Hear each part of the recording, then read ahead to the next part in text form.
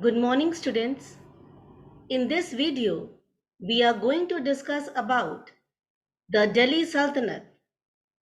The period from 1206 to 1526 is known as the Age of Delhi Sultanate. Delhi was the capital of the sultans who conquered a large part of the Indian subcontinent. Five dynasties ruled during this period: the Slave dynasty, the Khalji dynasty, the Tughlaq dynasty, the Sayyid dynasty, and the Lodi dynasty. We will first study about the Slave dynasty. The rulers of this dynasty were called slaves or Mamluk sultans. Mamluk in Arabic means owned. Iltutmish and Balban were slaves of Qutbuddin Aibak, who himself was a slave of Muhammad Ghori. So let us study about the slave dynasty. The first ruler was Qutbuddin Aibak. Qutbuddin Aibak founded Delhi Sultanate. He ruled for 4 years. He was known as Lakh Baksh because of his generosity, as he gave a lot of wealth in charity. He built the Quwat al-Islam Mosque in Delhi and also started the construction of Qutub Minar. He was succeeded by Iltutmish, who is considered as the real founder of the Delhi Sultanate. Iltutmish suppressed the rebellions and consolidated the empire. He started the Iqta system. He was the one who changed the capital from Lahore to Delhi. Apart from it, he had also reorganized the land revenue system and minted coins out of gold and silver. Though Iltutmish had many sons, he considered none capable enough to be his successor. So he decided to make his daughter Razia the Sultan of Delhi. He nominated Razia Sultan, who succeeded Iltutmish. She was energetic and competent ruler, but the nobles were against her as they hated taking orders from a woman. Razia further upset the nobles when she tried to reduce their power. The nobles got together and revolted. She was deposed in 1240 and died soon after. After Razia Sultan, another son of Iltutmish, Nasiruddin Mahmud, came to the throne. He ruled from 1246 to 1266. But the real power behind the throne was that of Balban, who later on became the ruler and was considered as the most powerful ruler of the slave dynasty. He started with the Persian customs of Sijda and Pebos.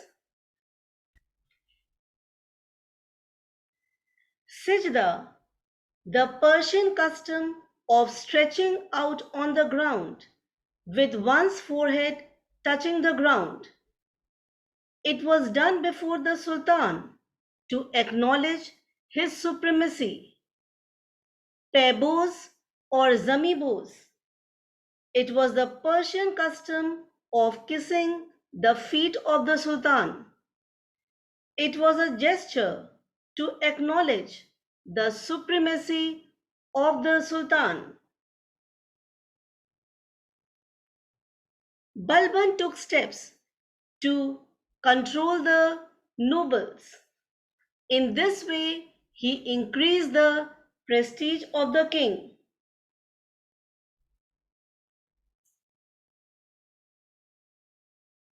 After the death of Balban, the throne of Delhi passed into the hands of the Khalji dynasty. It was founded by Jalaluddin Khalji, who was a kind and a generous ruler. He adopted a lenient policy towards the Mongols, and he was not that powerful ruler. He ruled only for 6 years and was succeeded by Alauddin Khilji. Alauddin Khilji is known for his expansionist policy. He was very ambitious. Soon after coming to power, he set about his goal of establishing an all India empire. He had introduced reforms in the army. He paid his soldiers in cash, started branding horses to prevent the substitution of good horses with inferior ones. A full description for each soldier was also kept. Alauddin also came up with the market control policy, in which he lowered the prices of all essential items such as food grain, sugar, cooking oil, cloth, and so on. Shopkeepers were asked to charge the rates fixed by the Sultan. He appointed officials to keep a check on the shop owners. Alauddin also introduced land revenue reforms. Alauddin ordered the measurement of all land under cultivation, and it was divided into different categories according to fertility. The land tax was then fixed accordingly. Alauddin also repulsed the Mongol invasions. He had taken measures in order to counter the Mongols effectively. New forts were built along strategic places. Frontier provinces were placed under efficient commanders.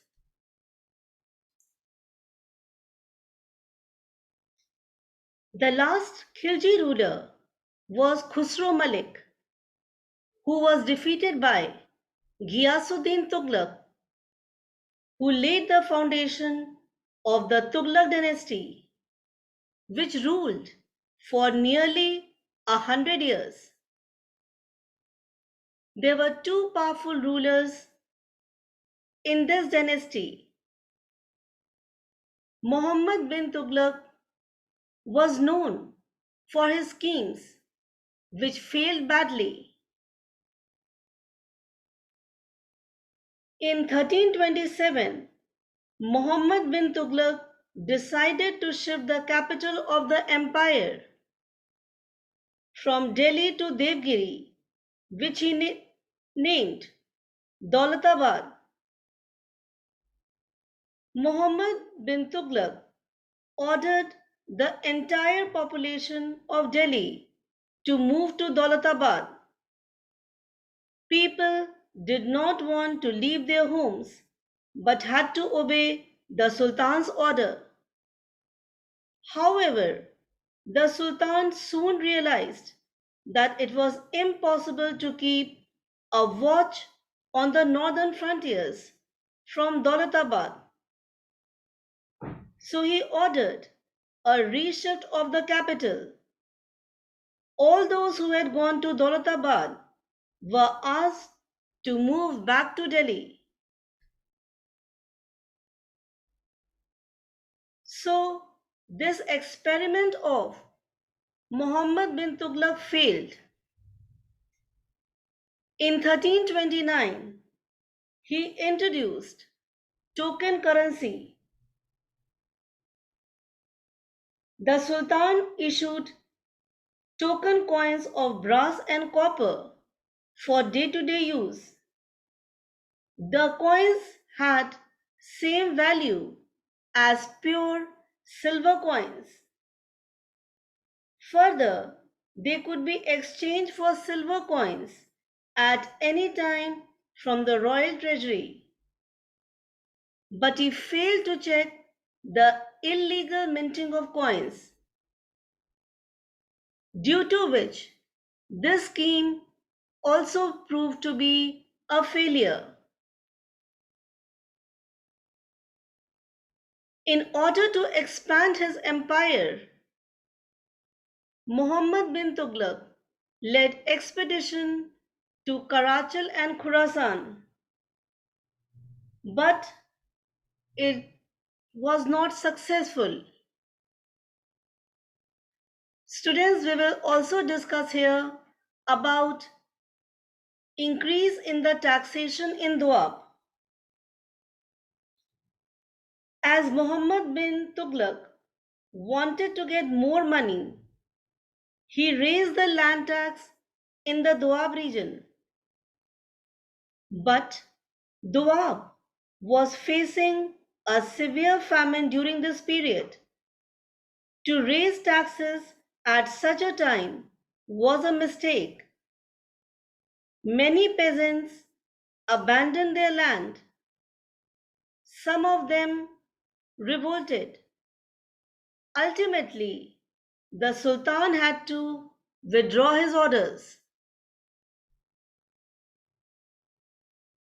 Another ruler of the Tughlaq dynasty was Firoz Shah Tughlaq, who is known as the reformer king, as he had taken up a number of welfare measures. Timur invaded India in 1398. Before leaving Delhi, he appointed Khizr Khan as his deputy in India. Khizr Khan founded the Sayyid dynasty. The Sayyid sultans ruled for a brief period. Khizr Khan was powerful, but his successors were weak, except Mubarak Shah Sayyid. He was a man of vision and could have revived the glory of the Sultanate. The last ruler was Alauddin Alam Shah Sayyid, who lost Delhi to Behlol Lodi, who laid the foundation of the Lodi dynasty. Sikandar Lodi was the most powerful ruler of this dynasty. And the last ruler, Ibrahim Lodi, was defeated by Babur in the first battle of Panipat in 1526. Thus ended the rule of Delhi Sultanate and that of the Mughals began. With this, we end this video. Thank you.